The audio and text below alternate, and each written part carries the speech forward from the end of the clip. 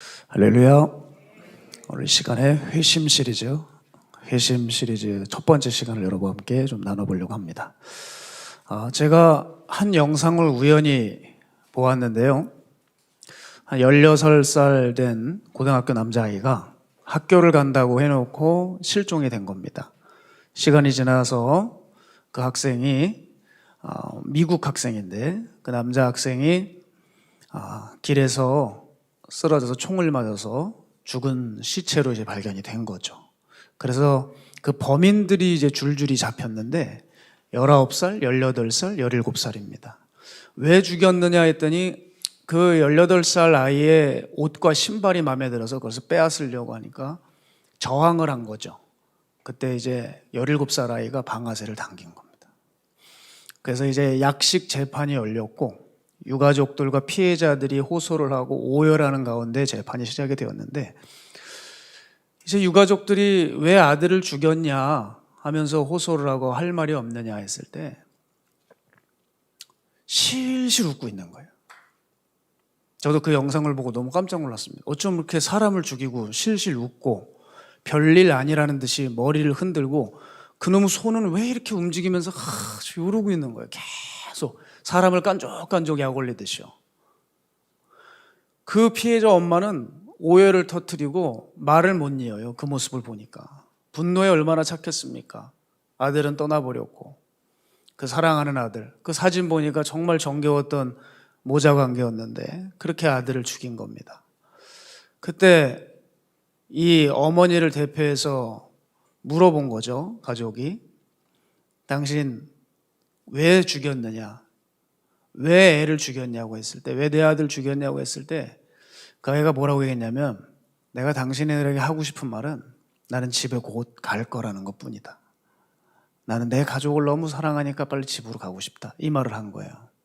그리고 그 어머니도 좀 너무 이상한 게 자기 아이가 정신적인 병력이 있다고, 그래서 재판이 어떤 재판인지 지금 이해를 아마 아이가 못하고 있는 것이라고 하면서 얘기를 하는데, 이 어머니도 아이가 죽인 게 아니라는 것처럼 실실 살짝 웃음이 보이는 거예요. 대단한 모자죠, 또 이 모자가. 그리고 변호사도 나이가 연세가 드신 변호사인데 그 변호인도 이 아이가 정신병력이 있으니 좀 형량을 줄여달라, 선처해달라는 그런 의미에서 말을 하고 있었습니다. 그런데 그 판사가 계속 주목하고 있는 것은 뭐냐면 거의 이 사람들의 얘기가 안 들리고 바로 그 17살 범인을 보고 있는 거예요. 그래서 안경을 한번 만지면서 계속 이렇게 보고 있는데 판사가 드디어 이제 모든 이야기를 다 듣고 입을 열었습니다. 내가 지난 23년간 판사로서 판결을 해왔는데 지금까지 단 한 건도 그 피해자의 선처를 합의 안 해준 적이 없다. 다 합의를 해줬는데 이번 건은 피해자 어머니의 그 선처 합의를 받아들이지 않겠다 하면서 너는 재판을 받을 것이고 죽을 때까지 감옥에 있게 될 거라고 판사가 얘기를 한 겁니다.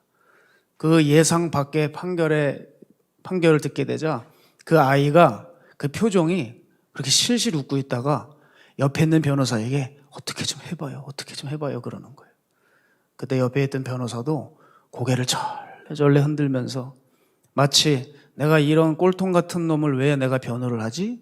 하는 그런 표정을 짓는 표정으로 그 재판이 마무리되면서 그놈은 중범죄로 넘겨져 아마 평생 감옥에서 썩어야 될 팔자가 되는 그런 지경에 이르는 그 재판장을 목도하게 된 겁니다.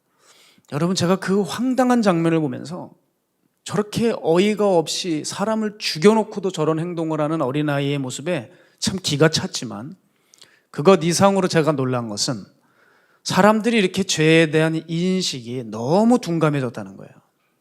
세상이 이렇게 험악해져 가고 세상이 자기 중심으로 돌아가는 겁니다. 이 17살 어린애가 얼마나 자기 중심적이면 사람을 죽여놓고도 그런 재판장에서 태도를 취하고 있는 거예요.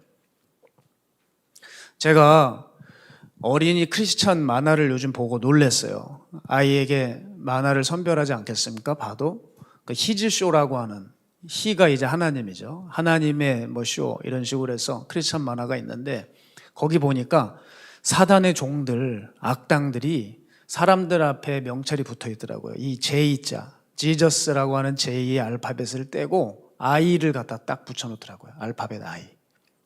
이게 뭐냐? 나예요, 나. 내가 중요하다는 거예요. 여러분, 사탄경이라는 것을 알죠? 사탄경 1장 1절이 뭡니까? 내 인생의 주인은 너다 입니다. 네 인생의 주인은 너다. 네 인생의 주인은 사단이 아니라 내 인생의 주인은 너라는 거예요.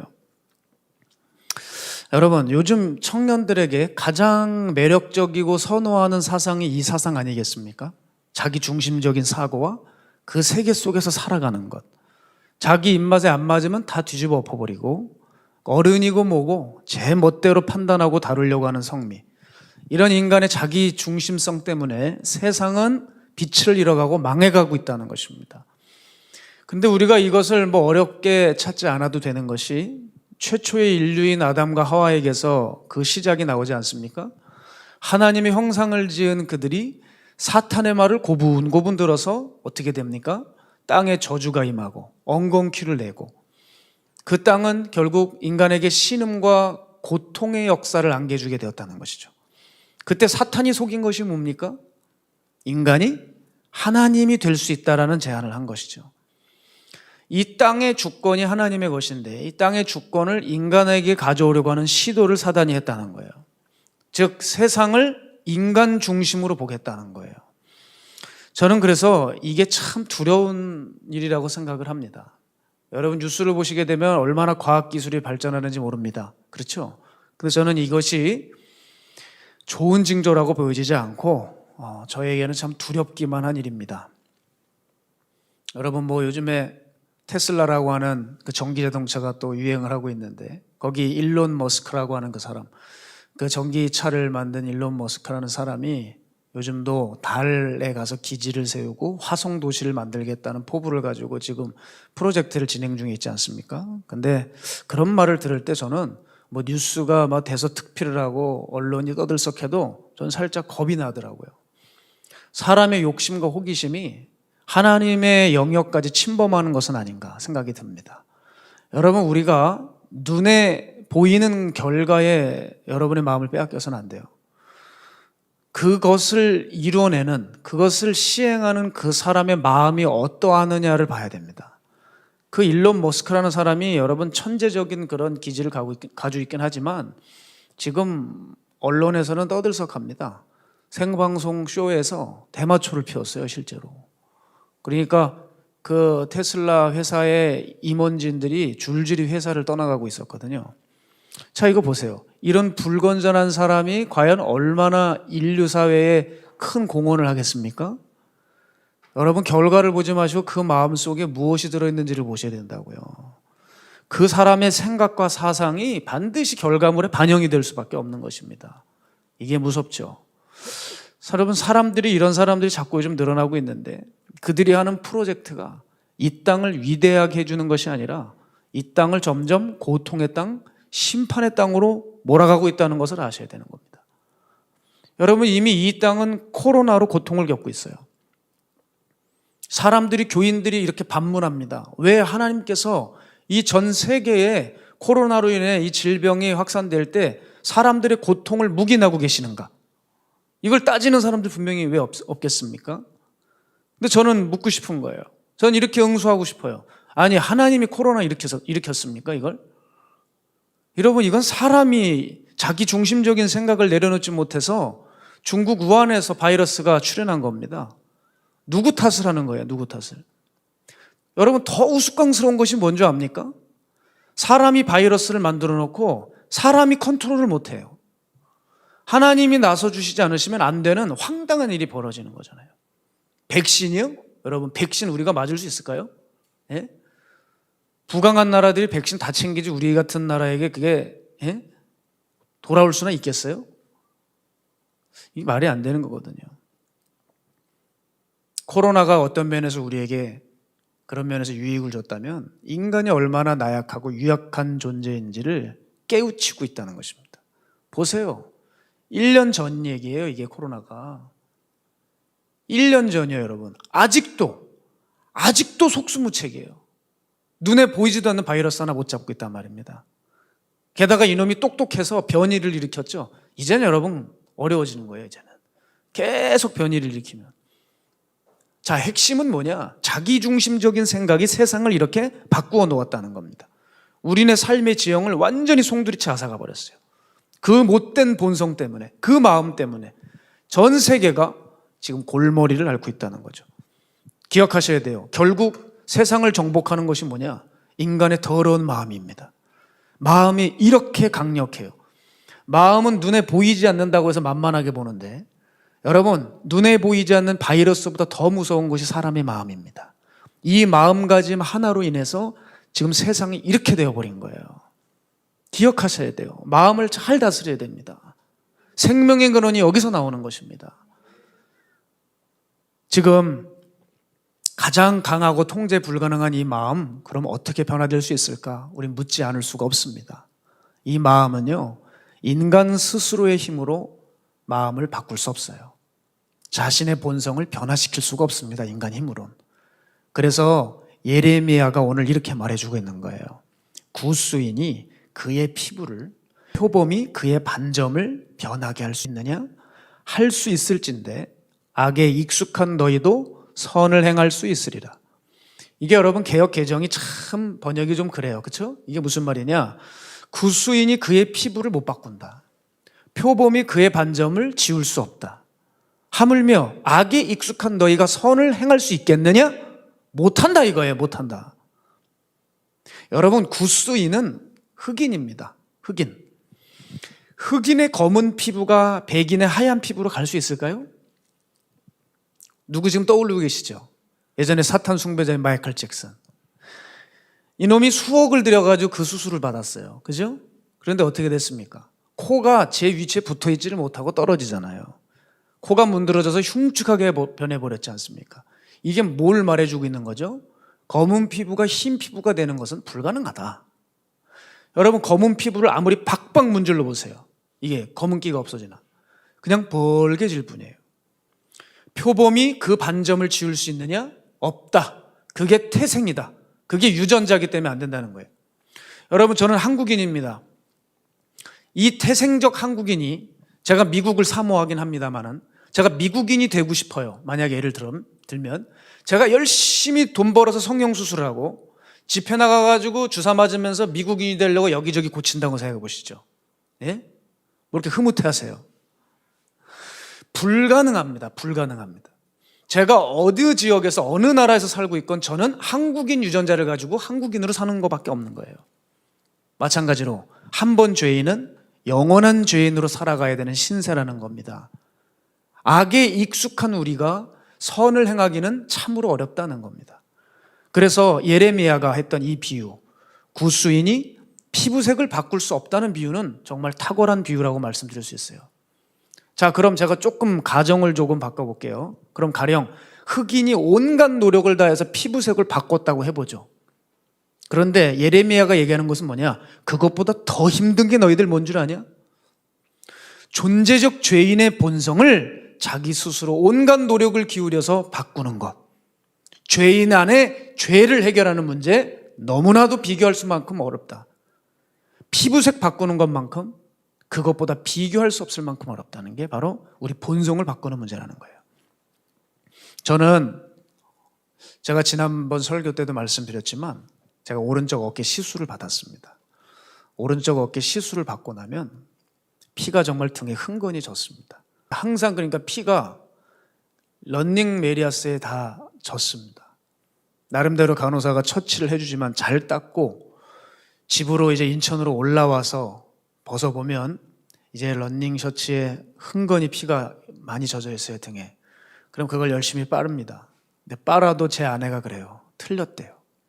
핏물은 가시지가 않는다는 거예요. 제가 그렇게 해서 버린 런닝만 몇 개입니다. 그런데 여러분, 제가 런닝을 버리면서 깨달았어요. 제가 그 피에 젖어 빨아도 안 되는 그 피에 젖은 런닝을 보면서 휴지통에 누면서 깨달았다고요. 우리의 마음에 스며있는 이 죄들을 빼낸다는 건 아주 굉장히 어려운 문제라는 것을 제가 알게 되었어요. 예레미야 17장 9절에 보게 되면 만물보다 거짓되고 심히 부패한 것은 마음이라. 놀랍죠? 만물보다 거짓되고 심히 부패한 것은 우리 마음이래요. 누가 능히 이를 알리요? 이렇게 얘기했습니다. 지금 온 세상이 더럽다고 얘기하죠. 그런데 온 세상보다 더 더러운 것은 우리들 마음이에요. 세상이 거짓되고 부패하다고 하죠. 왜 세상이 거짓되고 부패하게 되었습니까? 인간의 마음 때문이에요. 이 마음에서 온갖 더러운 것이 나온 것입니다. 따라서 이 더러운 마음이 세상 그 무엇보다도 강합니다. 이 타락한 죄성은 세상 무엇보다도 질깁니다. 그래서 인간이 이렇게 악에 익숙하고 길들여졌는데 너희 안에서 선을 행할 수 있을 것 같냐? 네 스스로 노력한다고 선이 나올 것 같니? 그럴 수 없다는 거예요. 그럴 수 없다. 여러분, 그런 의미에서 제가 최근에 이제 청소년에서 갓 청년으로 올라온 그 한 아이가 있습니다. 근데 이 친구가 아직 세상물이 덜 빠졌어요. 그 친구가 한 가지 바람이 있다면은 그 벤츠사에 있는 지바겐을 타고 싶다는 거예요. 저도 요번에 지바겐이 뭔지 처음 봤어요. 그러니까 이게 스포티한 차더라고요. 이렇게 찝차고 젊은 사람들이 좋아할 것 같아요. 이 지바겐을 타고 보고 싶었다는 거예요. 그런데 우리 교회에 전직 조폭이었던 강한수 형제가 있잖아요. 근데 이 강한수 형제가 자기 친구가 자꾸 요즘 연락이 온대요. 나랑 같이 사업하자. 외국 나가자. 자꾸 이제 꼬드기는 겁니다. 거기 있지 말고 나랑 가서 한번 크게 한번 하자는 거예요. 그래서 자기 친구가 자기를 만나러 온다는 겁니다. 근데 그 친구가 많은 차를 가지고 있어요. 돈이 어마어마한 차입니다. 어마어마한 사람인데 그 중에 차가 하나가 지바겐이라는 거예요. 야, 얘가 지바겐을 타고 온다는 거예요. 그러니까 그 친구를 불러가지고 너 지바겐 내가 태워줄게. 그렇게 된 거죠, 이제. 그래서 이 애가 꿈에 부풀었어요. 내가 지바겐을 타보는구나. 근데 이 자기 친구가 뭘 끌고 왔냐면 S클래스를 타고 왔대요. 지바겐을 안 끌고. S클래스는 뭔가 찾아봤더니 회장님들 타는 차예요, 한마디로 얘기해서. 엄청난 풀옵션. 그냥 이거 한 채가 요즘 인천으로 얘기하면 빌라 하나가 왔다 갔다 그러는 거죠. 그 더 좋은 차를 끌고 왔는데 얘 눈에는 이게 지바겐이 아니니까 살짝 실망이 된 모양입니다. 시끄럽다 빨리 타라 해가지고 걔를 이제 태운 겁니다. 그런데 이 한수 형제가 나름대로 계획을 가지고 있었어요. 그 차에 뭘 가지고 타느냐? 도시락 몇 박스를 가지고 탄 겁니다. 왜 도시락을 가지고 들어갔냐? 그 차의 김치 냄새를 풍기게 하기 위해서. 이런 거 이딴 거 필요 없다는 거예요. 일부러 지 친구에게 보여주려고 도시락 몇 박스를 가지고 들고 들어가서 김치 냄새가 그 S클래스에, 저는 한 번도 보지도 못했습니다.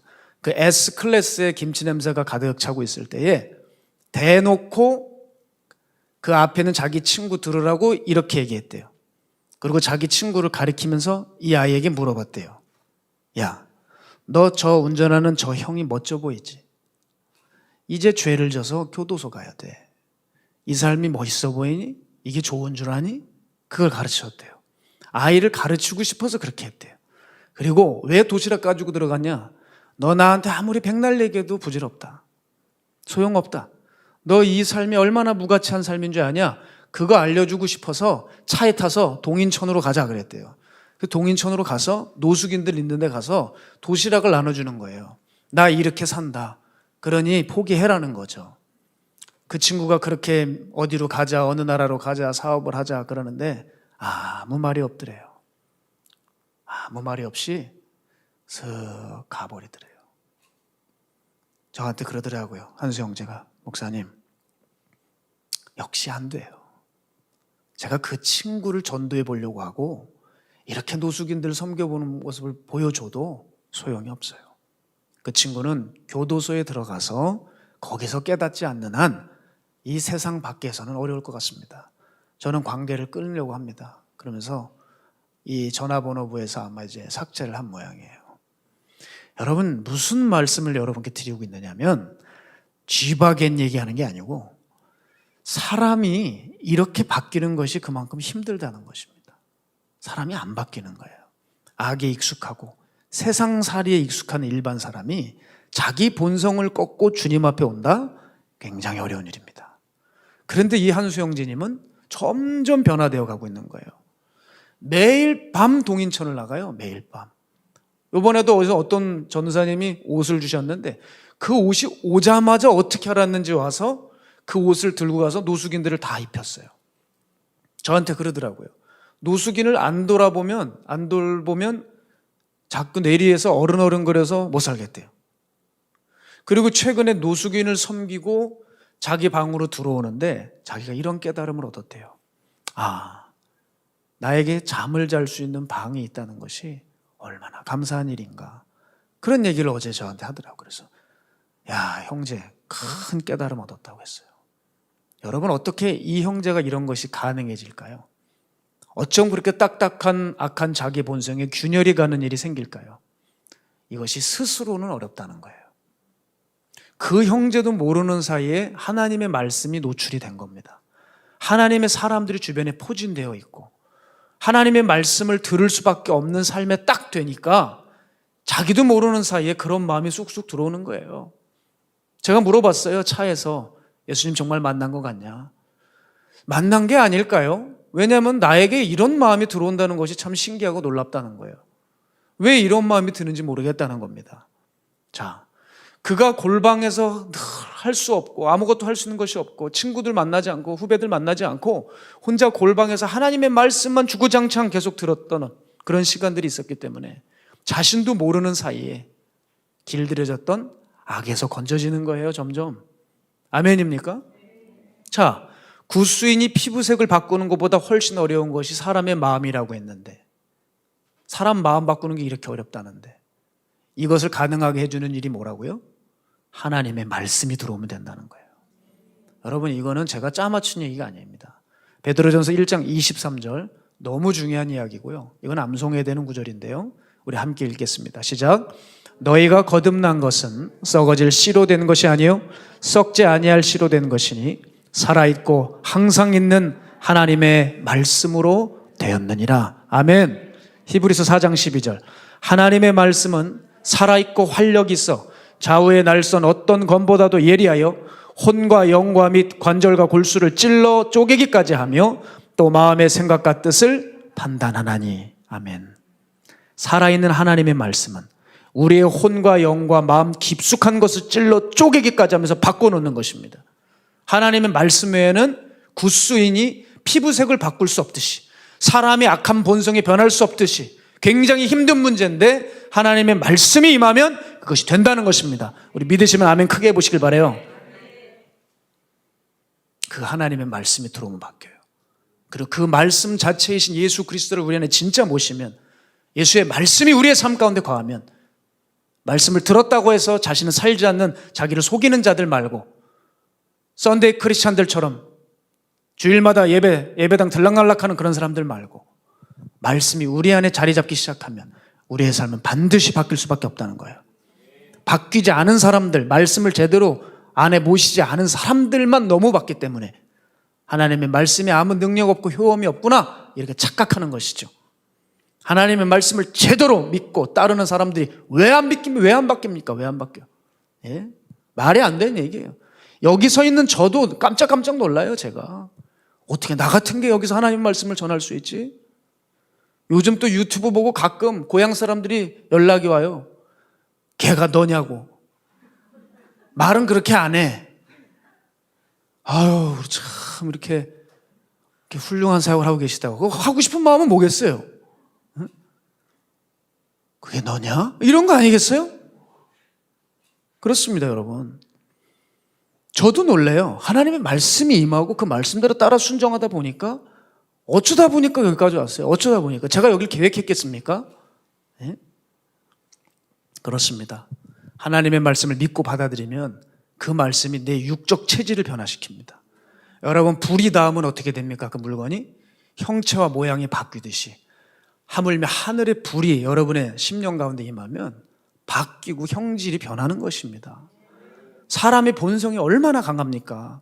그 본성이 가는 길을 틀어버려요. 그게 하나님의 말씀이라고요.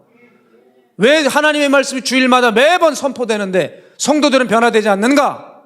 하나님의 말씀에 따라 설교자가 살지 않고 그 말씀이 나에게 임하면 내가 변한다고 하는 사실을 자기도 확신하지 못한 채 복음이 능력이라는 사실을 본인도 깨닫지 못하면서 앵무새 중얼중얼 내듯이 떠들고 있으니 성도들이 변할 턱이 있겠어요? 하나님의 말씀이 진짜 임하면 그것은 강력입니다. 어떤 견고한 진도 허무는 능력인 것입니다. 아멘입니까? 여러분 잘 보세요. 돼지는 본성적으로 진흙탕을 좋아해요. 우리는 진흙탕을 제가 왜 들어가 하지만 돼지 입장에서는 그런 생각이 안 들어요. 여러분, 돼지를 좋은 그 샴푸를 갖다 놓고 바디워셔 같은 거로 아주 거품 목욕, 우아한 거품 목욕을 실컷 시켰다고 생각해 보시죠. 그때 이놈이 지나가다가 비가 와가지고 흙이 적절하게 섞여서 점성이 괜찮은 진흙탕이 이렇게 형성이 돼 있어요. 그럼 이놈이 내가 거품 목욕을 했고 깨끗해졌으니까 진흙탕에 조금 더 물이 튀면 안 돼, 이런 생각을 가질까요? 얘는 지가 얼마나 씻겼든지 상관이 없어요. 그리로 내려가. 또 좋다고 하면서 뒹구는 게 돼지입니다. 그런데 성경에 보니까 마치 죄에 대해서 그렇게 달려가는 형국이 너희들이라는 거예요. 마치 돼지가 진흙탕으로 들어가는 것처럼 죄된 본성이 죄를 향해 자동적으로 향하게 되는 것이 바로 너희들인데, 여기에 악에 익숙해진 너희가 하나님의 말씀이 들어오고 예수 그리스도를 모시게 되면 어떻게 되는지 아니? 진흙탕의 실체가 보이기 시작한다는 거예요. 그때부터 내가 맨날 짓던 죄의 실체가 그때부터 보이기 시작한다는 거예요. 내가 늘 들어가서 놀고 행복하던 곳인데 그게 역하게 느껴지고 거부감이 강하게 들어온다는 것입니다. 여러분, 제 얘기를 좀 할게요. 이거 안 하고 싶은데 그냥 할래요. 사람들이 제 얘기를 하면 그렇게 좋아하십니다. 저의 부족했던 모습을 한 가지 말씀드리죠. 제가 처음 종으로 부름받고 십자가를 만나고 나서 놀란 것이 뭐냐? 노래방을 가기 싫어졌어요. 저는 예전부터 노래를 좋아했습니다. 노래방을 다녔어요. 요즘은 노래방의 본질을 잃었어요. 가슴이 아파요. 무슨 퇴폐업소가 됐더라고요. 우리 때만 해도 그러지 않았습니다. 순수하게 노래를 연습할 곳이 필요했던 거예요, 저희들이. 아파트에서 노래 부르면 그 층간소음 때문에 되겠어요? 그래서 순수하게 노래 연습을 하려고 간 거예요. 그런데 여러분, 제가 십자가를 알게 된 그 순간부터 우리는 점심에 김밥 싸고 들어가면 나오면 껌껌해졌습니다. 기본 4시간을 해야 돼요. 댄스 취급 안 합니다. 힙합 취급 안 합니다. 발라드, 정상적인 곡을 합니다. 저희는 녹음합니다. 예전에 태진 미디어라고, 요즘도 있는지 모르겠는데 녹음하는 기능이 있어서 싸이월드에 내 노래를 내가 녹음해놨어요. 그게 올려놨다고. 찾지 마세요. 다 없어졌을 거예요, 그런 거. 찾지 마세요. 분명히 내 노래가 좀 도돌아다닐 텐데 어떤 정신 나간 사람 또 막 싸이월드에 임진혁 찾아가지고 몇 년생이야 또 뒤지고 그런 일 없길 바랍니다. 제가 십자가를 알게 된 그 순간부터 거길 가면 안 되는 곳이 되더라고요. 정말입니다. 죽을 것 같아요. 저길 내가 왜 기어 들어갔지? 꼭 노래방은 지하에 있잖아요. 꼭 지옥 가는 것 같아요. 꼭. 저는 항상 노래방을 3시 다녔습니다. 제 1년 미친 한 동생은 노래를 너무 잘해서 가수 지망생까지 갔고 싱글 앨범까지 냈어요. 그 친구랑 같이 목소리를 듀엣을 하면 잘 어울렸었거든요. 근데 이 친구가 기획사를 사장을 잘못 만나서 쫄딱 망했어요. 그래서 그냥 일반인이 되어버렸죠. 막 살도 쪄버리고. 또 한 명도 있는데 이 친구도 노래를 잘했어요. 근데 이 친구가 주님을 만났어요. 주님을 만났어요. 신기하게. 맨날 입버릇처럼 하는 얘기 했어요. 내가 본질상 진노의 자녀였던 시절에 난 노래방을 다녔지. 본질상 진노의 자녀였던 시절이 있었다는 거예요. 이 친구가 이 설교를 들으면 한참 웃을 것 같은데 단칼에 저처럼 끊어버리더라고요. 아예 입으로 가요를 부르지도 않아. 그리고 달란트는 있으니까 교회 가가지고 찬양만 시컷 부르더라고요. 찬양 인도자만 되더라고요. 가보니까 우리는 예수님 만나서 찬양 인도만 엄청나게 한 것 같아요. 그런데 지금 한 녀석이 예수님을 못 만났어요. 그리고 한 몇 년 전에 오랜만에 한번 만났습니다. 근데 저희 둘한테 그러는 거예요. 형님들, 정말 노래방을 가면 안 되는 건가요? 그러더라고요. 왜냐면 할 게 없어진 거예요. 안 된다. 이제는 공감대가 없어요. 만나지 않은 지가 꽤 돼버렸습니다. 저희 둘은 도저히 거길 못 들어가요. 전국에 있는 노래방 협의회 관계자분들께 너무 죄송하고 코로나 때문에 참 장사가 더 안 되실 텐데 어쩔 수가 없어요. 주님을 만나고 나니까 안 되는 거예요. 하나님 말씀이 들어가니까 안 돼요. 아무리 제가 노래를 좋아해도 거기 못 들어가는 거예요. 여러분, 우리는 악에 길들여져 있을 수 있습니다. 지금 다들 암암리에 자기 어떤 중독된 죄들이 있을 수 있어요. 그럴지라도 하나님의 말씀의 빛이 그에게 비추기 시작하면 반응이 일어나기 시작해요. 처음에는 역반응이 일어나죠. 여러분, 우리의 체질과 맞지 않는 약이 투약이 되면 확 거부감이 들고 통증이 심하듯이, 헬스장 가서 처음에 바벨 들면 알이 땡땡 배가지고 운동을 급격히 하기 싫어지는 것처럼 처음에 하나님 말씀 들어오면 아주 불편하고 반응이 거셉니다. 그런데 여러분, 이 사람은 소망이 있어요. 아직 살아있다는 증거입니다. 통증을 느껴요? 불편한 마음이 들어요? 부담이 들어요? 이 사람 가망했어요. 그런데 문제는 아예 통증을 못 느끼는 사람이 있어요. 그 사람은 죽은 사람입니다. 영적으로 버려진 사람이에요. 하나님의 말씀이 들려도 콧방귀도 안 껴요. 부담 자체가 없어. 뭔 얘기하는 거야? 가만히 듣다가 졸다가 그냥 가는, 이런 영적으로 버려진 사람들이 있습니다. 여러분 어디에 속하십니까? 혹시 통증이 있습니까? 그건 성장통입니다. 여러분은 나아지실 거예요.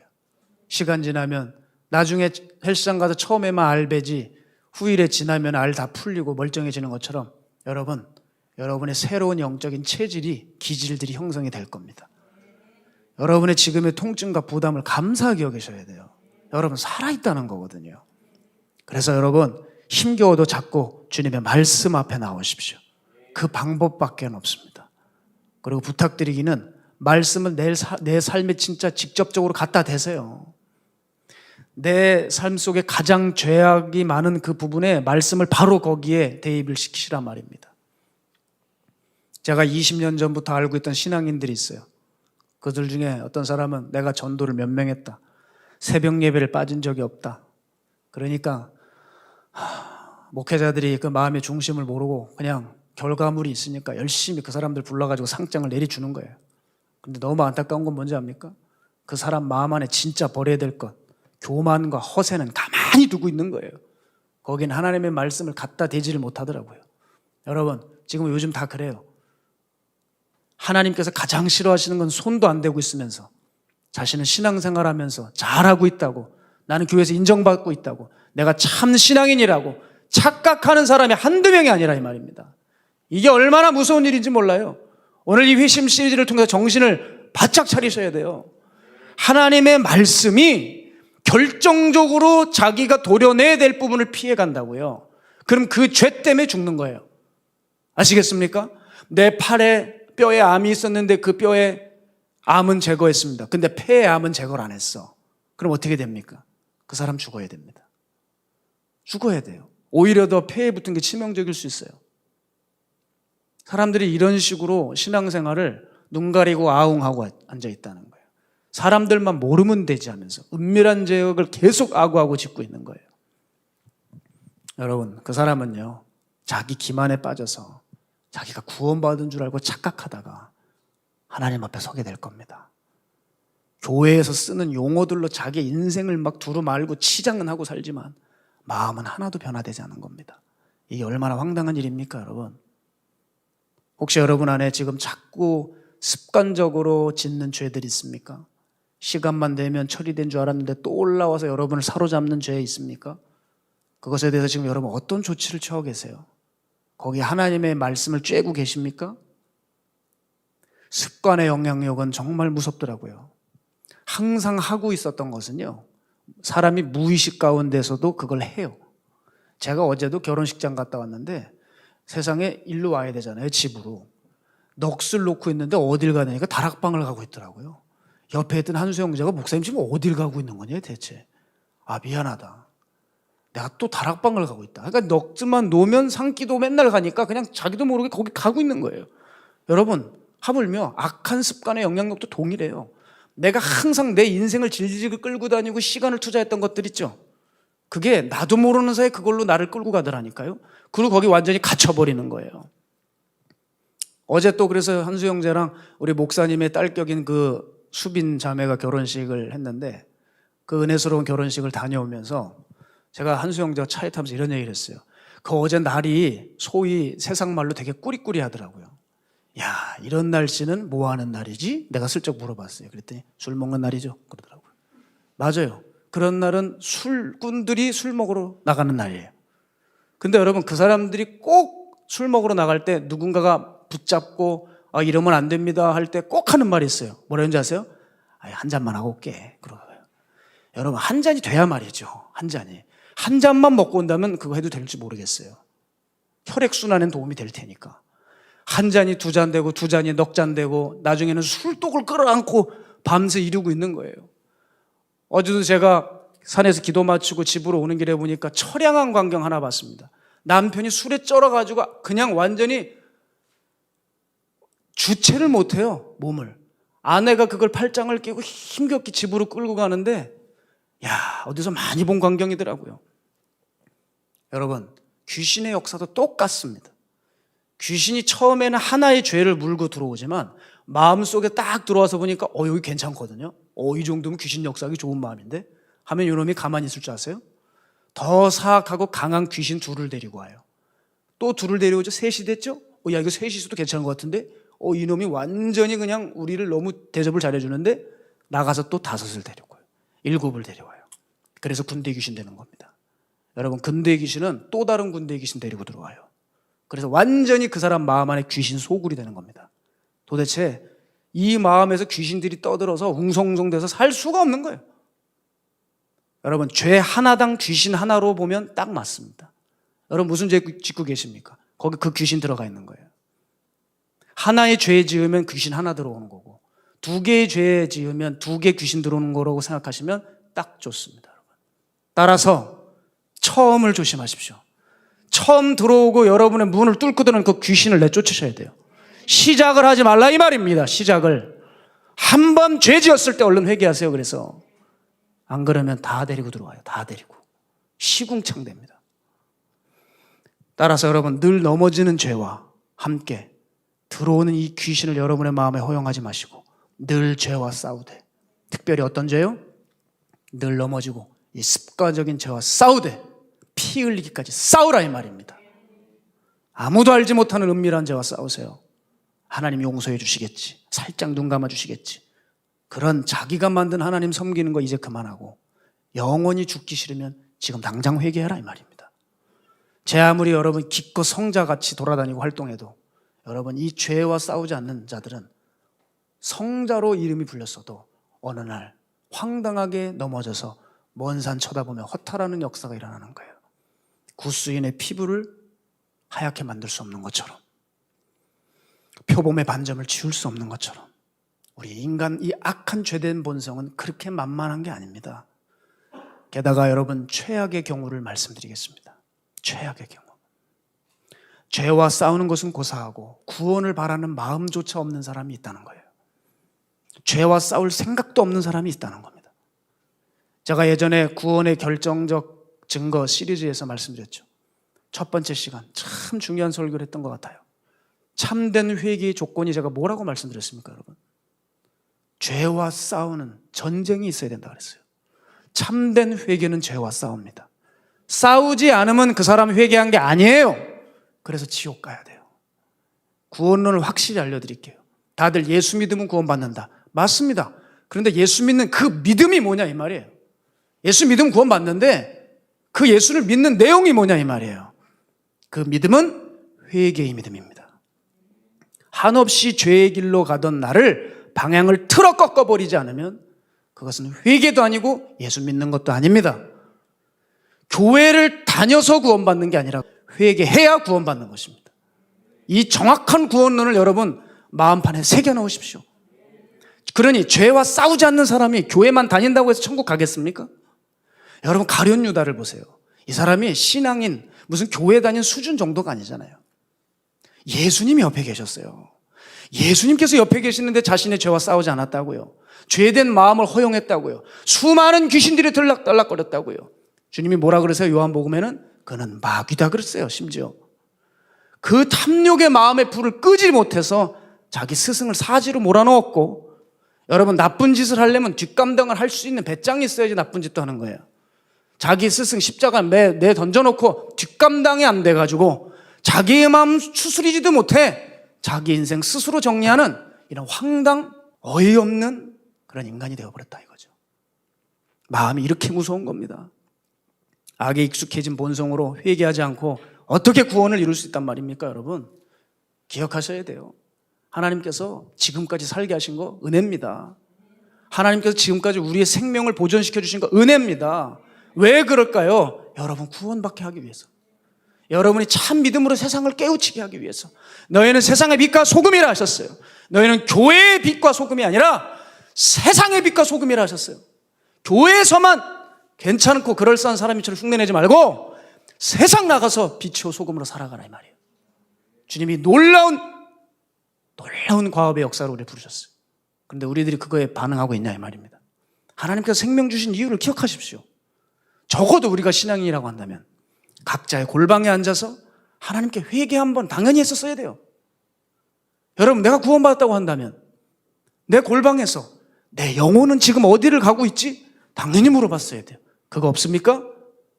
내가 어떻게 될지, 내 미래는 어떻게 될지, 내 영혼의 운명은 어떻게 될지 아무 생각이 없습니까? 버림받은 사람들이에요. 그 사람들은 구원받은 사람이 아닙니다, 여러분. 주님은 분명히 우리에게 말씀하십니다. 예레미야 44장 4절에 보면 너희는 나의 미워하는 이 가증한 일을 행치 말라.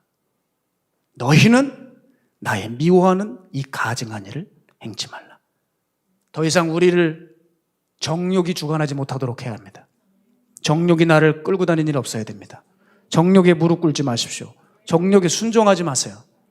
우리가 마땅히 해야 할 것은 하지 않고 주님의 심판은 배웠는데 찝찝한 정도로 주님의 심판을 때로는 애써 부인하면서 눈치나 보고 살살 피하고 있다면 서두에 말씀드린 그 황당한, 그 파렴치한 젊은 놈이 벌써부터 그런 생각을 가지고 있는 그 17살 아이처럼 사람을 죽이고도 조금도 거리낌이 없어 실실 웃고 있다가 종신형을 받아버린 그 애보다 우리가 더 큰 형벌을 받을 수 있다는 거예요.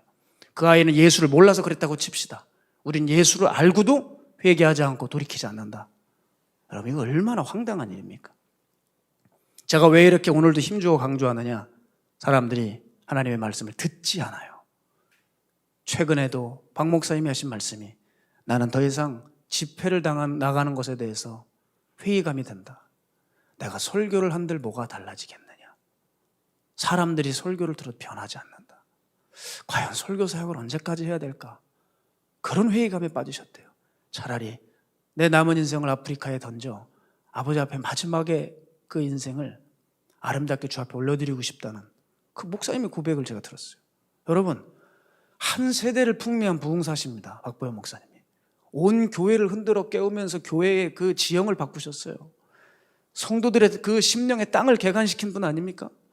그분이 그 70인생을 사시면서 부흥사로서 20년 인생을 뛰시면서 하셨던 말씀이 뭐예요? 사람이 변하지 않는다. 여러분, 얼마나 충격적인 말입니까? 저희 후배 설교자들이 앞으로 설교를 수없이 죽을 때까지 해야 되는데 이 얼마나 맥 빠지는 말입니까? 여러분, 영혼을 살려주는 말씀을 들을 귀가 없어요. 그걸 듣질 못해. 교회에서도 자기가 듣기 좋아하는 말하는 그 설교를 사랑하고 그 설교해주는 설교자 찾아가고 그 교회를 가서 앉아있으면 안정감을 느끼고 앉아있고 여러분, 그들 다 지옥문 앞에 가야 됩니다. 제 말이 험하다고 생각하지 마십시오. 오늘 이 설교를 듣고 돌아오는 사람들이 있길 소망합니다. 주님이 원하시지 않는 거 붙들고 가다가 여러분 죽으면 지옥 갈 수밖에 없어요. 불신자는 그렇다 치지만 왜 믿지 않는 자가 이렇게 돌아오지 않습니까? 이사야도 하도 답답해서 이렇게 얘기했어요. 이사야서 1장 2절 3절 하늘이여 들으라, 땅이여 귀를 기울이라. 여호와께서 말씀하시기를 내가 자식을 양육하였거늘 그들이 나를 거역하였도다. 소는 그 임자를 알고 나귀는 그 주인의 구유를 알건만은 이스라엘은 알지 못하고 나의 백성은 깨닫지 못하는도다 하셨도다. 보세요. 소도 자기 주인을 알아봅니다. 짐승도 자기 주인을 알아봅니다. 그런데 크리스찬이 자기 주인이 누군지 몰라요. 아니, 알면서도 부인하죠. 자기가 주인인 것처럼 주인 행세하고 살아갑니다. 얼마나 자기 중심적으로 세상을 살고 있는지 몰라요. 하긴 요즘 세상도 보십시오. 정치인들 보세요. 자기 주인도 못 알아보고 주인을 끌어내서 감옥에 집어넣는 세상 아닙니까? 기가 막힌 세상이죠. 무슨 얘기인지 모르세요? 그런 게 있습니다. 온갖 배신과 음모가 가득하고 나를 불러준 그 주군을 물어서 감옥에 집어넣는 나 살기 바쁜 세상. 이거 정말 우리 정신 차리지 않으면 눈 뜨고도 코베가는 겁니다. 정신 차려야 됩니다, 여러분. 지금 우리가 얼른 회복돼서 세상을 깨워야지 세상 따라가면 안 돼요. 빨리 말씀을 붙드십시오. 내 죄된 피부를 바꾸시고 내 죄된 반점을 지우고 내 이 죄악된 본성 우리 주님의 형상으로 다시 빚어져야 되지 않겠습니까? 하나님의 말씀으로 가능하시다고 합니다. 주님이면 가능합니다.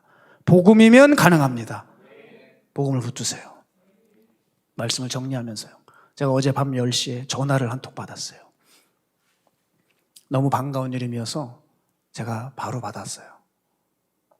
그분은 어떤 분이냐? 정확하게 10년 전에 주님을 만난 분이에요.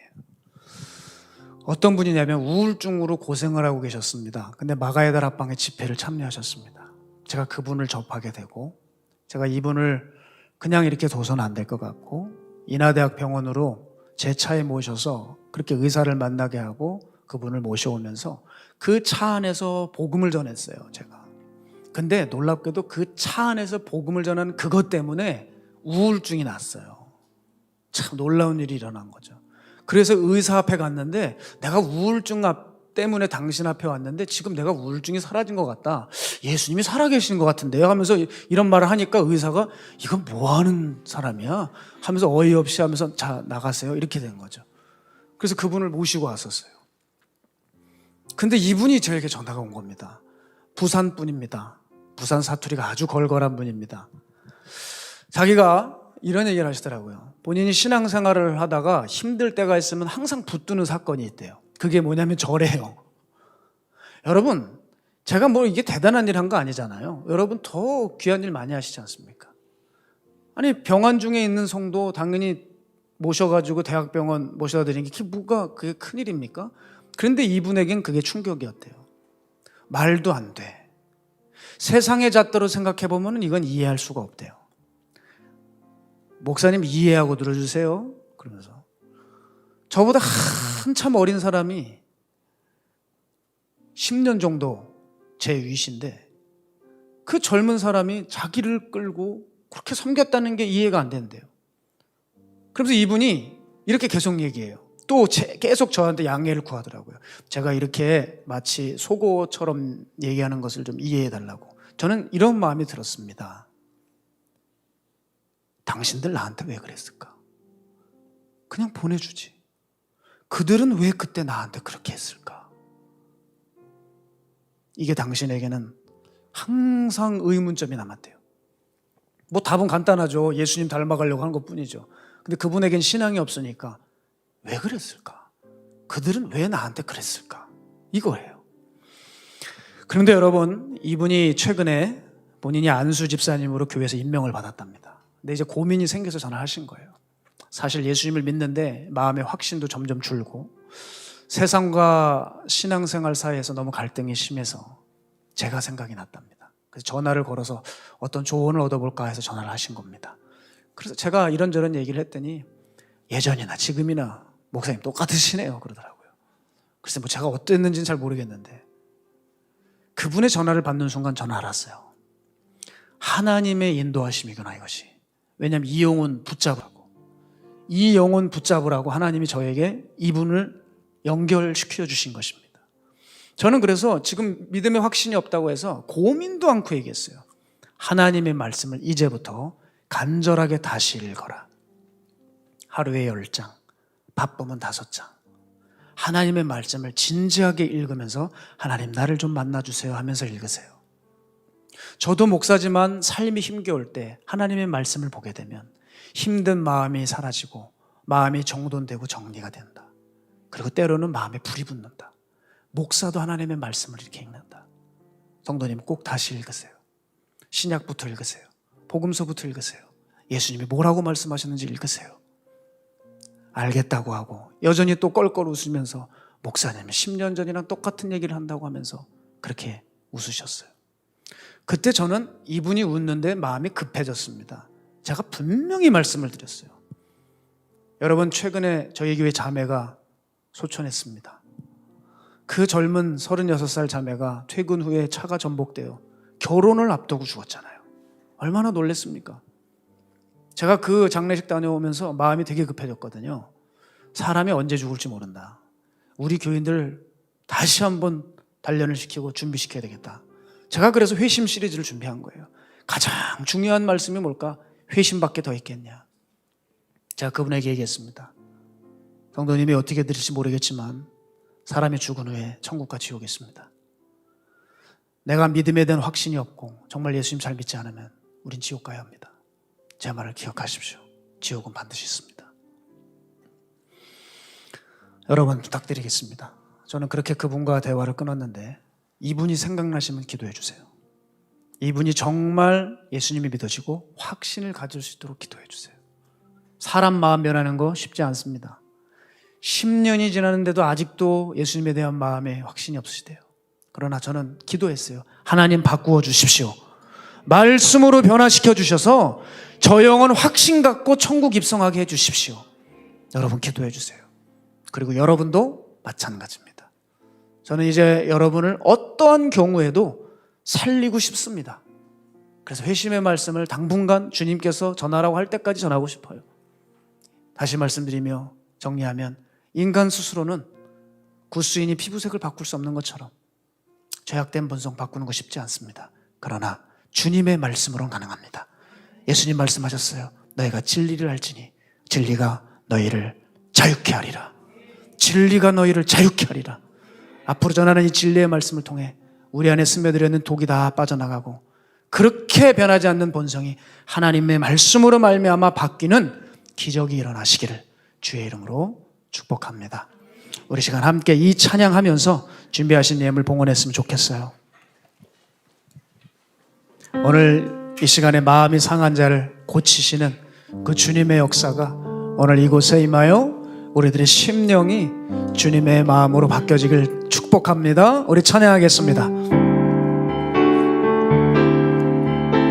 마음이 상한 자를 고치시는 하늘의 아버지, 하늘의 아버지 날 주관하소서. 주의 길로 인도하사 주의 길로 인도하사 자유케 하소서. 아멘. 주님 감사합니다. 새 일을 행하사 오늘도 우리 심령을 부게 하소서. 다시 한번요. 마음이 상한 자를, 마음이 상한 자를 고치시는 주님, 하늘의 아버지, 하늘의 아버지 날 주관하소서.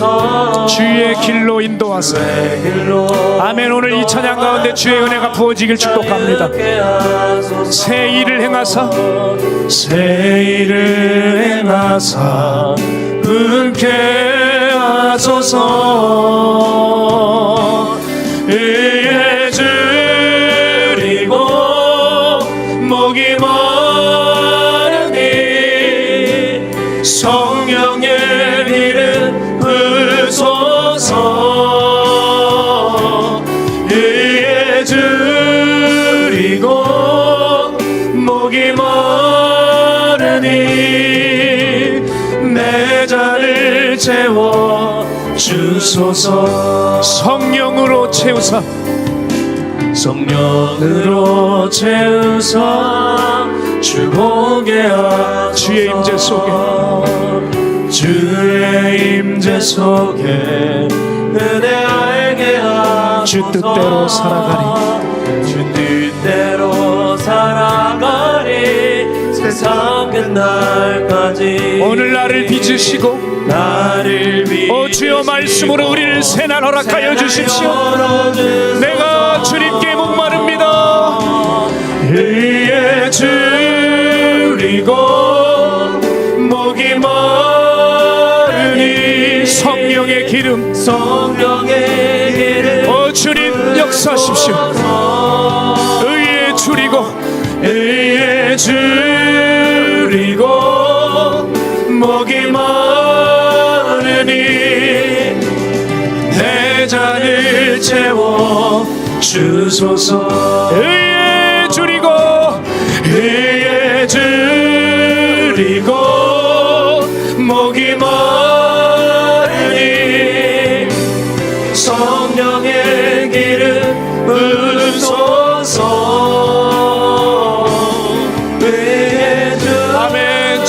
감사합니다. 목이 내 잔을 채우소서. 내 잔을 채워 주소서. 내 잔을 채워주소서. 내 잔을 채워 주소서. 내 잔을 채우소서. 내 잔을 채워 주소서. 우리 시간 1분만 기도할까요? 사랑하는 주님, 내가 하나님 말씀 사모하기 원합니다.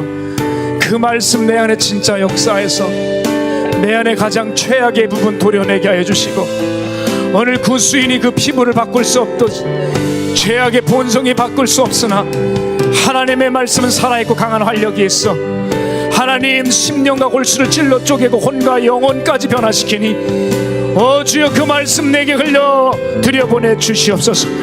오늘 그 말씀 사모하며 주님 이름 한번 외치고 기도합니다. 주여 아버지 하나님, 오늘 주님 나를 바꿔주시고, 성령의 길을 오 하나님, 우리 주님 말씀으로 변화될지어다. 우리 성도들 주의 말씀으로 변화될지어다. 주님의 말씀으로 변화될지어다. 할렐루야. 하나님의 말씀 내게 임하게 하여 주시고, 여기 있는 목사나 성도들 모두 다 함께 아버지의 말씀으로 변화되어 나의 주권을 하나님께 올려드리고, 자기 중심적인 생각을 버려버리고 악에 익숙한 우리들이 선을 행하며 주님을 모시며 이 땅 변화시키게 하여 주시옵소서. 새날 열어 주시옵소서. 그리고 목이 마르니 내 잔을 채워 주소서. 내 잔을 채워주소서. 세상 더러운 욕심과 가치관이 아닌 하늘의 말씀으로 내 빈잔을 채워주소서. 그 말씀만이 내가 살 길입니다. 이 악한 본성을 이길 길은 그것밖에 없습니다. 악에 익숙한 내가 회복되는 길은 그 길밖에 없습니다. 하나님의 말씀에 내 삶을 노출시키고 내가 그 말씀을 다윗처럼 사랑하여 하나님 나도 주 앞에 쓰임받을 수 있는 우리 모두 되길 소망합니다. 말씀을 사모하는 마음으로 드려진 손길마다 이 예물을 받아주시고, 드릴 것이 없어 드리지 못한 손길에겐 더 축복을 허락하여 주사 과부의 두렙돈을 기억하신 하늘의 은혜가 저들의 삶을 덮으시옵소서. 특별히 이 예물이 하나님 마음에 합한 곳에 쓰여지기 원합니다. 부끄럽고 추한 우리들의 손이지만 오늘 주의 말씀으로 정결하게 하시어 다시금 예물이 예물답게 사용하시는 주의 은혜에 찬양하며, 아버지 우리가 교회가 교회되게 하시고 성도가 성도다워지게 해주시고 목사가 목사다워질 수 있는 그 은혜를, 그 길을, 새날을 열어 주시옵소서. 살아계신 예수님의 이름으로 축복하옵고 기도드립니다. 아멘.